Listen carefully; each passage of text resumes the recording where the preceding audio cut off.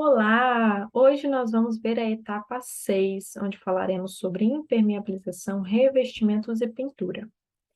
Primeiramente, sobre impermeabilização. Esse serviço não pode ter economia na obra, por exemplo, não vou impermeabilizar, eu vou usar o produto mais barato, mais simples do mercado, porque não quero gastar dinheiro. Com a impermeabilização, isso não pode acontecer, porque quando a gente impermeabiliza algo, nós estamos adicionando ali uma característica de impermeabilidade, né? A gente não vai deixar a água entrar ali. Então, quando a água não entra, quando ela não infiltra, ela não vai causar nenhum tipo de problema de umidade, sabe? Nem na parede, nem no revestimento, nem na pintura.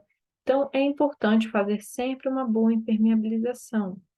Mas é uma reforma básica, não importa. É uma casa de alto padrão, independente do padrão, sabe? Impermeabilização sempre tem que ser com os melhores produtos. Só quem já reformou apartamento, já reformou casa com infiltração, sabe a dificuldade que é. Porque às vezes a água ela entra num ponto, mas ela sai num ponto totalmente diferente. Até você achar por onde ela entrou, é uma dificuldade porque a água ela vai percolando ali, ela vai andando entre os poros do material, você não descobre com facilidade de onde ela veio, a não ser que seja um cano quebrado, mas agora, uma água que passou por uma manta, dificilmente você vai resolver isso com facilidade. Então, após a execução e cura do reboco e contrapiso, com opção de impermeabilizante tipo argamassa polimérica, esse tipo de impermeabilizante é específico para dentro de casa, tá? Para utilização interna. Se for uma área externa, com sol, com chuva, já é um outro tipo de impermeabilização, tem que ser uma impermeabilização mais flexível. Então, para cada região tem impermeabilizante específico, tem que ser pesquisado antes de executar. Aqui eu estou falando de um caso específico, são banheiros e cozinhas dentro de casa. Então, após a execução e a cura do reboco contra piso, porque não pode ser aplicado em nenhuma superfície molhada ou úmida, tem que estar totalmente seco. Com a opção de impermeabilizante tipo argamassa polimérica, aplica-se o impermeabilizante com 2 ou 3 demãos, depende do fabricante, seguindo a cura entre as demãos. Antes de aplicar os revestimentos, verifique o tempo de cura que o fabricante recomenda e qual revestimento pode ser aplicado em cima do produto. Tem produto que você pode aplicar o revestimento em cima, tem produto que não. Então, isso tem que ser verificado antes de vocês comprarem o produto. A impermeabilização é realizada dias antes da aplicação do revestimento, pois deve-se esperar a cura. Não indica-se transitar sobre a impermeabilização após a aplicação do produto. Então, quando for instalar o revestimento, não utilize calçados que podem perfurar a película. Não deixe ferramentas caírem em cima ou faça qualquer atividade que prejudique a qualidade da impermeabilização.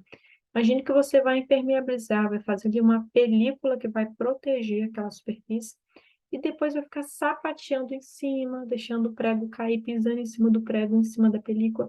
Ela vai ali ser perfurada, então você está tirando totalmente a qualidade do serviço.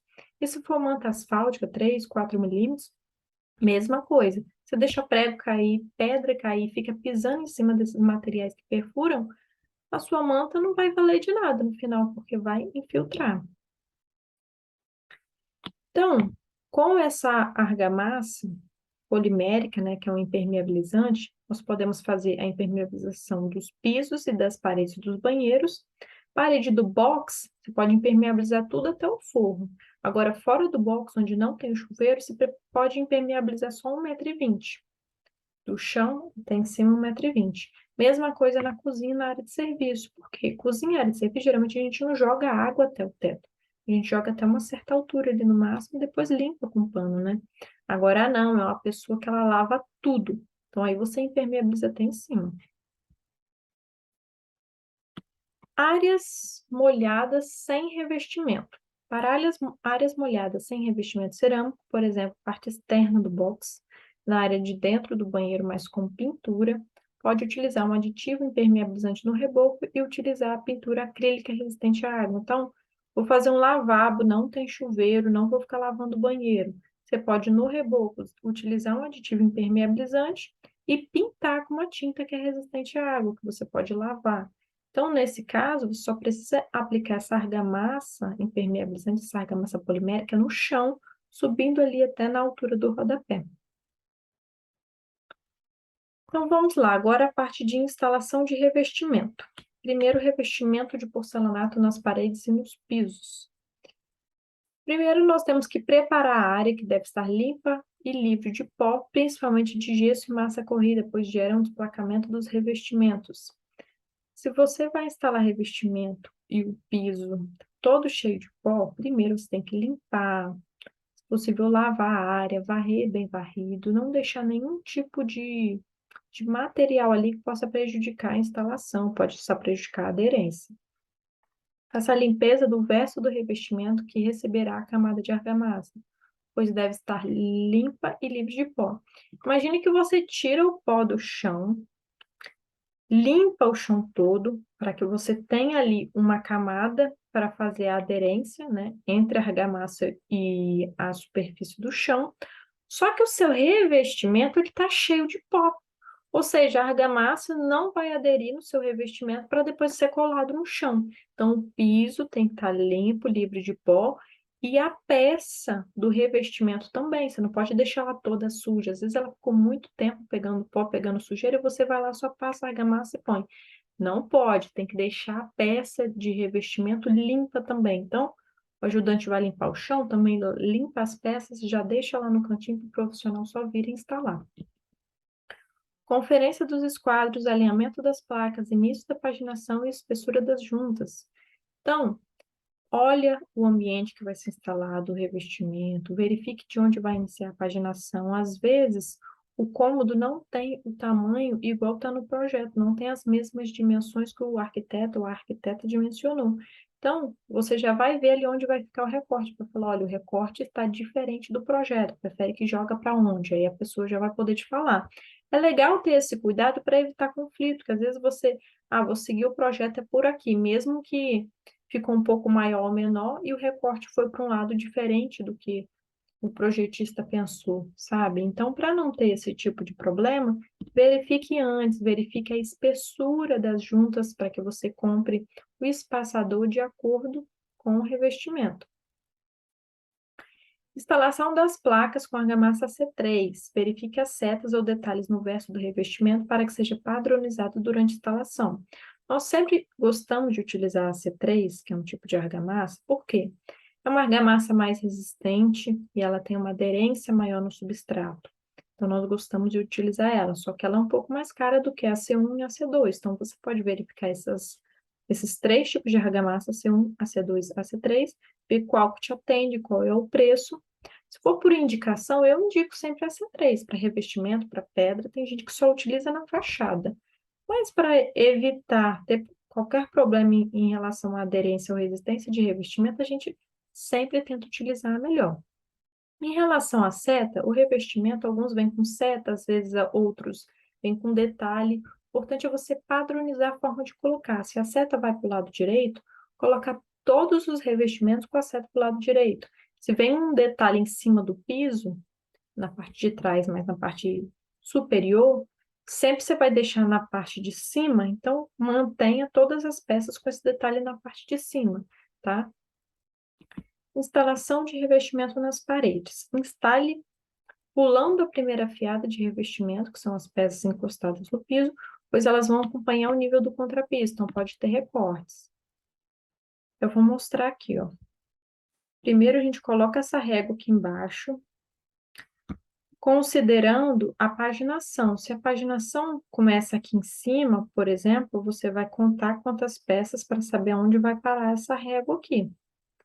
Porque essa régua ela vai segurar esses revestimentos de cima. Quando esses revestimentos de cima secarem, ela vai ser retirada para ser instalado os revestimentos de baixo.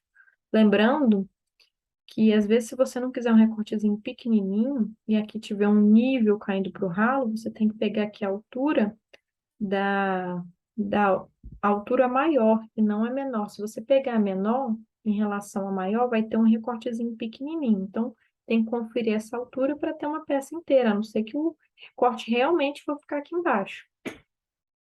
Aí, você não precisa, né? Porque o recorte vai ficar embaixo. Mas então é isso, começar sempre colocando essa régua tem que estar totalmente ali no nível, porque se você coloca a régua torta, Ou se você coloca reta, mas fixa ela com um parafuso que vai mexer, ou com um prego ali que não está bem fixado, ela vai arriar, o revestimento vai arriar, vai ficar tudo torto. Então, muito cuidado, é uma parte que tem que ter muita atenção para o revestimento ficar bacana. Instalação do revestimento no piso. Inicie a instalação pela primeira peça definida na paginação. Às vezes acontece de o cômodo ficar com dimensões diferentes do projeto. Se isso for alterar como ficarão os recortes, analise e verifique com o projetista antes de iniciar o assentamento. Isso foi o que eu falei no início, né? Na instalação de revestimento de piso, será necessário deixar o corte para os porta-grelhas dos ralos. Após o corte, no arremate para a instalação do porta-grelha, faça com aditivo impermeabilizante para evitar futuras infiltrações. Quando as áreas molhadas recebem impermeabilização com manta asfáltica, ela pode ser instalada fazendo o acabamento por dentro do ralo para evitar infiltração. No nosso caso aqui, foi feito com argamassa. Vou mostrar o que eu estou falando. Aqui em volta desse ralo, quando o piso vai receber uma manta asfáltica, você vem com a manta asfáltica e entra com um pedaço dela para dentro dessa boca do ralo, porque a água que bater ali, ela já vai escorrer. Não vai ficar um buraco entre o cano e a laje, porque entre o cano e a laje pode vazar água ali, porque é uma área que a água pode ir escorrendo, entrar em algum buraquinho e vazar. Então, o que a gente faz? Essa peça aqui é o porta-grelha, ele vai ser encaixado aqui por dentro dessa boca. Então, o que que você faz? Na hora de chumbar ele aqui, faça com uma argamassa impermeabilizante, porque aí você vai vedar toda essa região e não vai ter problema com infiltração. E apesar de ser um espacinho pequenininho, pode dar infiltração. A gente já resolveu o problema em apartamento, que estava vazando no apartamento de baixo, simplesmente por essa passagenzinha aqui, ó, entre o cano e a laje. Entra a água ali, ó, vaza no apartamento de baixo. Então, a gente coloca o porta-grelha e depois instala a grelha dentro do porta-grelha. Segundo a ABNT, que é a NBR 13753, a utilização da dupla colagem é obrigatório quando o revestimento tiver garras em seu tardóis, que é o verso da peça, com profundidade maior do que 1 milímetro, e quando a área do revestimento for superior a 900 centímetros quadrados, ou seja, peça 30 por 5, 30 por 30. O que isso significa? Se a peça é maior que 30 por 30 centímetros, você não passa argamassa só no piso e coloca no chão. Você coloca uma camada no piso, uma camada no chão e assenta, sendo que é uma camada cruzada. Se no piso você passou assim, no chão você vai passar assim. Uma camada passada de um lado no revestimento e do outro lado na superfície que vai receber. Então, você vai ter uma dupla colagem. São duas camadas de argamassa. Nas quinas das paredes, como em um pilar, o acabamento deve ser feito tipo meia esquadria, que é um acabamento com corte de 45 graus, não deixando visível a espessura das peças. Então, nesse caso aqui, ó, nessa quina, ao invés de colocar o revestimento um encostando no outro, deixando a lateral do revestimento aparecendo, você vai chanfrar aqui a 45 graus, chanfrar aqui a 45 graus e vai encostar uma peça na outra. Aí só vai ficar aparecendo o esmalte. Se você não fizer isso, vai ficar aparecendo a lateral da peça, não fica legal.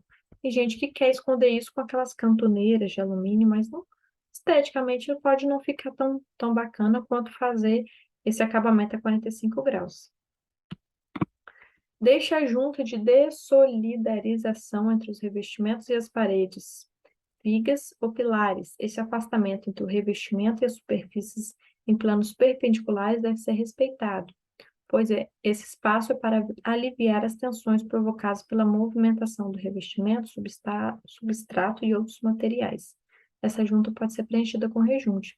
Imagine que você vai instalar o piso. Antes de você chegar ali onde vai ficar o rodapé, e de você encostar esse revestimento na parede, deixa ali uns meio centímetro, né? Imagina que no rodapé é 1,5 cm, deixa meio centímetro passado da parede e preenche com rejunte, para a peça poder se movimentar. Faça a utilização de espaçadores e cunhas com alicate para a correta união das placas, mantendo a junção indicada pelo fabricante. Então, essas pecinhas aqui, ó, são as cunhas e os espaçadores. Os espaçadores têm que seguir a junta que o fabricante pede. Então, na caixa do revestimento, lá fala se a junta é de 1 milímetro, 1,5 milímetros, 2 milímetros. Então, você vai comprar as cunhas e os espaçadores de acordo, e o profissional ele tem que ter o alicate para fazer o aperto dessa cunha para que o revestimento um fique bem nivelado com o outro.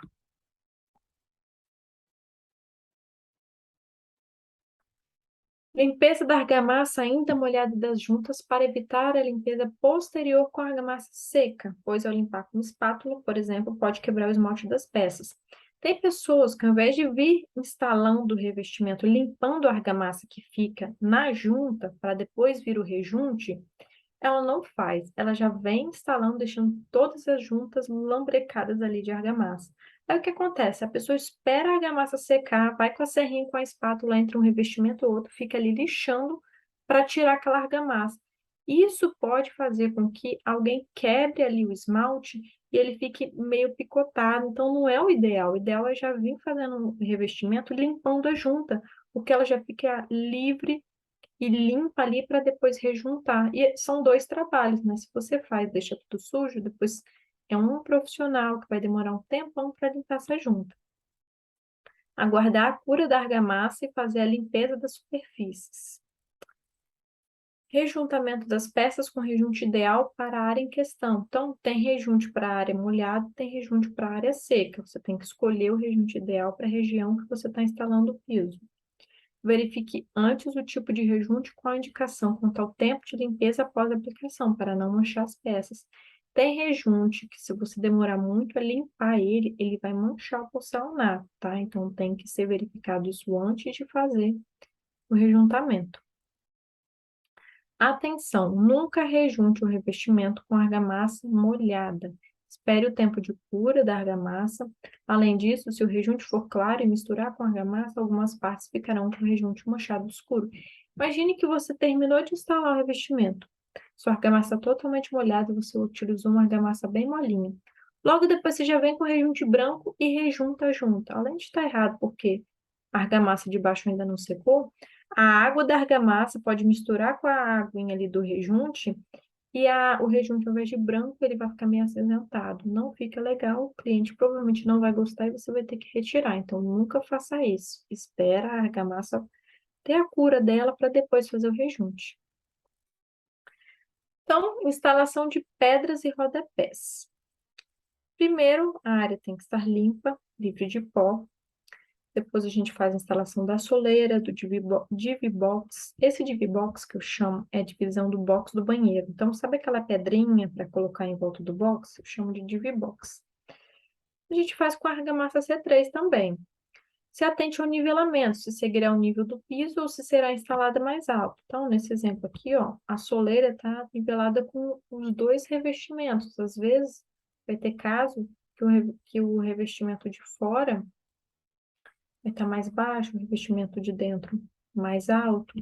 Você tem que ver se vai inclinar a soleira, se vai deixar nivelado com os dois, ou se o piso vai ficar nivelado, a soleira vai ficar um pouco mais alta. Então, isso tem que ser verificado antes da instalação. Instalação do peitoril em vãos de janelas com a C3. Se atente ao caimento, pois a pedra deverá ter a caída para o lado correto, evitando a chuva de entrar, por exemplo. As soleiras e peitoris instalados em áreas externas devem ter pingadeira com friso embaixo. A pingadeira deve passar do alinhamento da fachada 2 centímetros no mínimo. A inclinação deve estar para fora. Faça o rejuntamento com rejunte adequado para áreas molhadas entre as pedras. Então, acho que tem uma foto aqui. Essa pedra de cima, ela está virada ao contrário, para você ver o friso. Esse friso aqui, ó, a gente chama de pingadeira. Então, se você olhar essa pedra de baixo, pedra que vai em cima do muro, a gente chama de chapim. A pedra que vai na janela, a gente chama de peitoril. E a pedra que vai no chão, a gente chama de soleira. Então, os peitoris ou os chapins, eles precisam ter esse friso aqui, ó, porque a água da chuva vem, ela tende a voltar, mas aí ela pega nesse friso e pinga. Por isso que é chamada de pingadeira. Então, se vai instalar pedra virada para a fachada, tem que ter a pingadeira. Ok? Sem falar da inclinação. É bom deixar ela um pouquinho inclinada para fora, para a água já bater e cair, né? Bancadas. A altura e o nível da bancada deve ser conferido. Lembrando que o padrão da altura da bancada é 90 centímetros entre o piso acabado e o topo da pedra com cuba embutida. Se a cuba for de sobrepor, deve ser analisado pela altura do topo da cuba. Mas isso provavelmente vocês vão ter um projeto, né, para executar essa casa, o arquiteto deve ter definido isso, mas caso não tenha, geralmente a bancada é 90 centímetros na pedra. Se a cuba for de sobrepor, se ela ficar por cima da pedra, deve ser verificado 90 em cima dessa cuba. Instalação das cantoneiras chumbadas ou parafusadas ou mão francesa parafusada.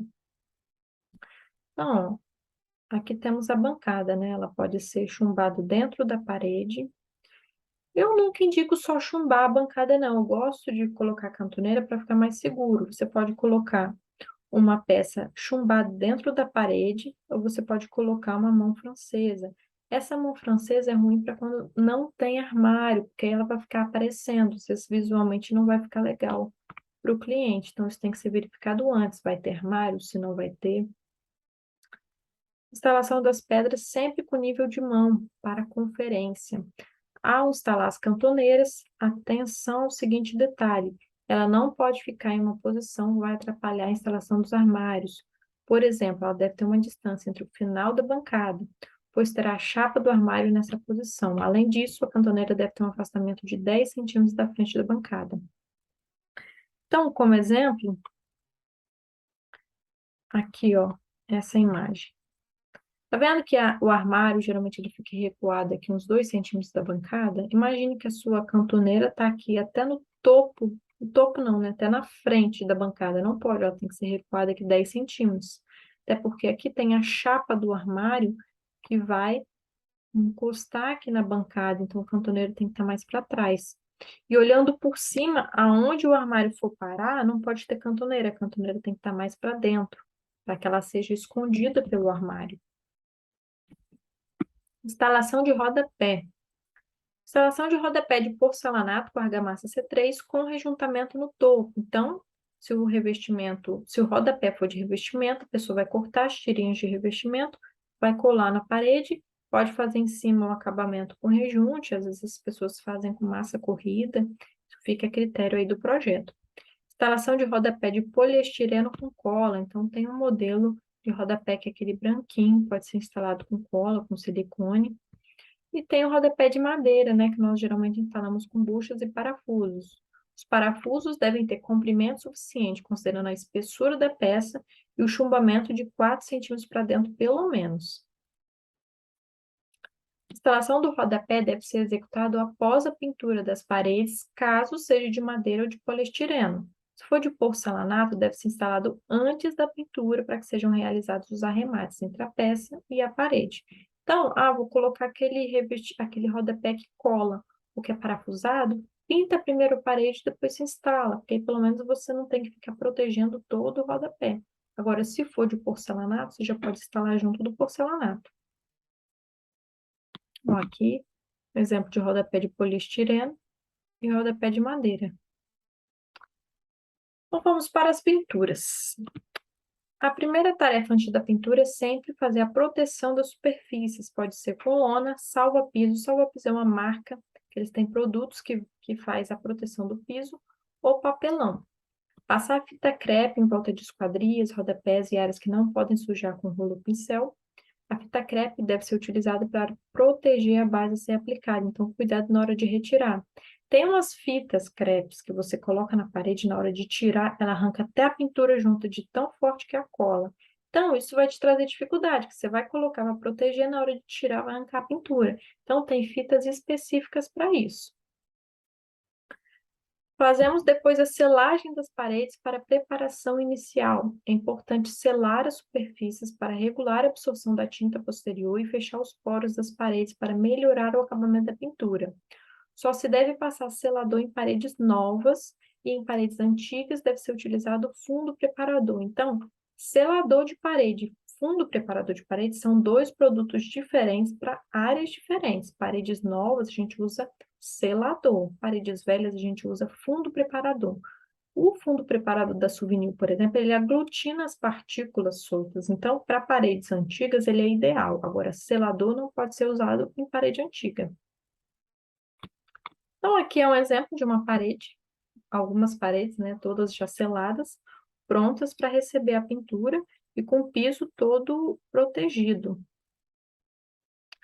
Emassamento após a selagem deve ser feito com massa PVA, que é a famosa massa corrida, em ambientes secos, e massa acrílica em ambientes molhados ou em locais com umidade.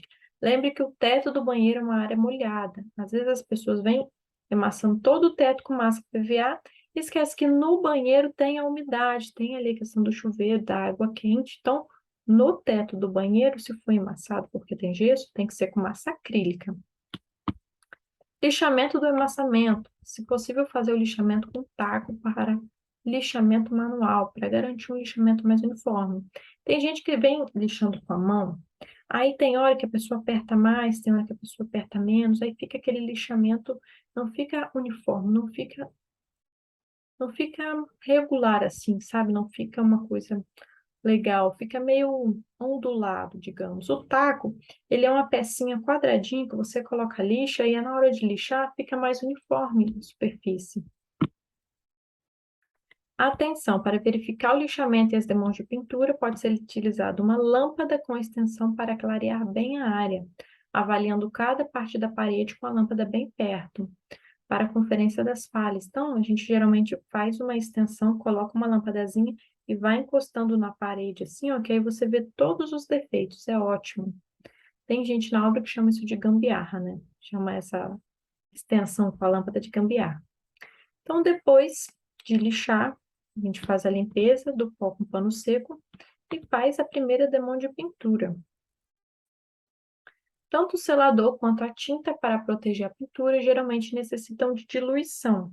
Isso vem escrito na lata, inclusive como deve ser executado. Se houver mais de um pintor na obra, o ideal é apenas um fazer as diluições, para não ter confusão na medida, que às vezes um dilui de uma forma, o outro entende que a diluição é de outra forma, aí cada um faz sua medida, no final sua tinta ora está mais rala, ora está mais grossa. As latas que já estiverem com produto diluído, faça a identificação direto na lata. Então, ó, essa lata tem produto diluído, essa não tem, pega uma fita crepe no lado da lata que não vai ser o lado que a pessoa derrama, para não ficar ali manchando, coloca na parte de trás uma fita escrevendo, foi feita a diluição com tantos por cento. Que aí a pessoa já sabe, aquela lata está com tinta diluída, aquela não está. Então, quando a pessoa vier usar, já vai saber.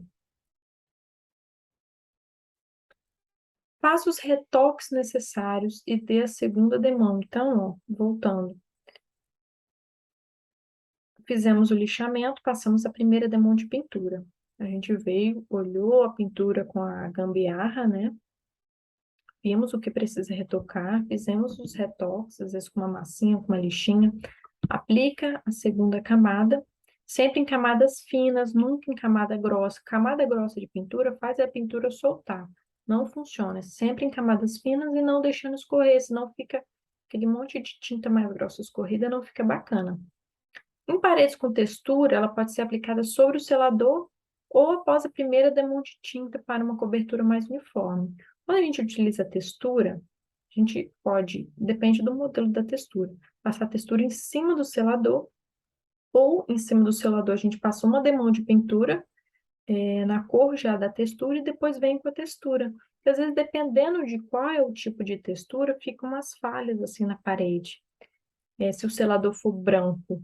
Então, supondo que a parede é marrom, dá uma de selador branco, uma de tinta marrom e uma de textura marrom. Aí vai ficar uma cobertura bem mais uniforme. Entre as emendas nas passadas de rolo, cuidado com as marcas. Se for realizado de forma errada, ficarão listras nas paredes nos locais das emendas. Então, quem for pintar tem que realmente ser um profissional que sabe o que está fazendo, porque não é só passar o rolo.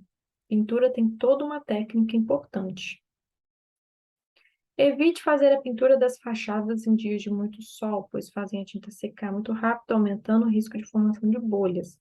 Também evite em dias úmidos e chuvosos, pois vai demorar a secar e a tinta pode escorrer em alguns pontos devido à chuva. Então, às vezes você pinta, depois chove, a tinta vem, a chuva vem, bate na tinta, escorre parte dela, não vai ficar legal, você vai gastar o material. Quando iniciar a pintura em uma parede, evite deixar vários pontos de emenda. Se possível, inicie e termine a parede no mesmo dia. Se não for possível, deixe a emenda no sentido vertical e não horizontal. Assim, a emenda fica mais uniforme. Imagina que a pessoa está fazendo uma parede, está pintando. Aí, se ela fizer aqui essa pintura e depois for emendar uma ao lado, é mais fácil do que ela fazer um de um pedaço em cima, um de um pedaço no meio, um de um pedaço embaixo. Assim, as emendas não vão ficar legais. Pintura de madeira ou aço. A estrutura deve ser lixada, supondo que é de madeira, né? No sentido dos veios. Se for em aço, não tem veios. Para limpeza e abertura dos poros. Para reparos, pode ser utilizado massas específicas ou cola com pó de serra. No caso, para madeira, é a utilização da cola com pó de serra. Agora, quando não é madeira, quando é aço, aí tem outras formas de fazer os reparos, né? De tampar algum buraco. Tem pessoas que utilizam massa plástica. Faça a limpeza do pó com pano seco. Faça a pintura com fundo preparador específico para a superfície que vai ser pintada. E depois com a tinta esmalte própria para madeira ou para aço. Ou pinte com stain, que é o osmocolor. Lembre da diluição. Sempre aplique camadas finas sobre a madeira ou sobre o aço e nunca deixe escorrer. O verniz também é indicado para madeira e tem cores variadas. Em peças de madeira que ficarão expostas à umidade ou à água, mesmo que por um curto período, lembre-se de pintar toda a peça. Os rodapés, por exemplo, não devem ser pintados apenas na parte da frente, que ficará aparecendo, deve ser pintado atrás e nas laterais dos cortes. Isso se aplica ao deck, não pode pintar apenas em cima, deve-se pintar todas as áreas da peça. Imagine que você vai instalar um deck de madeira, as peças estão lá instaladas, certo? Aí você passa a proteção em cima da peça do deck e não passa por baixo. Aí não funciona, porque a umidade vai pegar na peça, só por cima não funciona, ela vai apodrecer de baixo para cima. Então, antes de instalar o rodapé, antes de instalar um forno, um banheiro, primeiro envernize toda a peça em volta dela toda, inclusive onde cortou, depois instale, porque ela vai estar totalmente protegida. E Stain é um produto, né, que a gente gosta muito de usar, que é o osmocolo, e o verniz são dois materiais diferentes, tá? Vou explicar a diferença. O Stain, que é o osmocolo, tem uma textura menos viscosa e penetra nos veios da madeira, melhorando a impermeabilização das peças, deixando a beleza natural da superfície. O verniz, que é diferente do Stain, forma uma película que deixa a superfície lisa e brilhante. Ela forma uma película mais grossa por cima da madeira. Entre os dois, uma diferença importante é que o stain não pode ser aplicado sobre nenhum outro acabamento, apenas sobre uma superfície crua ou como segundo demão, onde ele já foi aplicado. Se houver tinta já passada na madeira, o stain não vai impregnar para selar a madeira. Nós gostamos de usar o stain, né, com o osmocola, para poder preservar aquela beleza natural da madeira. Mas você já sabe que tem muitos produtos no mercado, tem esmalte sintético, tem o stain, que é o osmocolor, tem o verniz. Então, isso vai ser avaliado de acordo com o seu projeto. Então é isso, pessoal. A aula de hoje foi mais longa. De qualquer forma, tem muito conteúdo bacana aqui. Eu espero que vocês gostem. Vou estar aqui no grupo para tirar dúvidas, tá? E ouvir o feedback de vocês. Obrigada.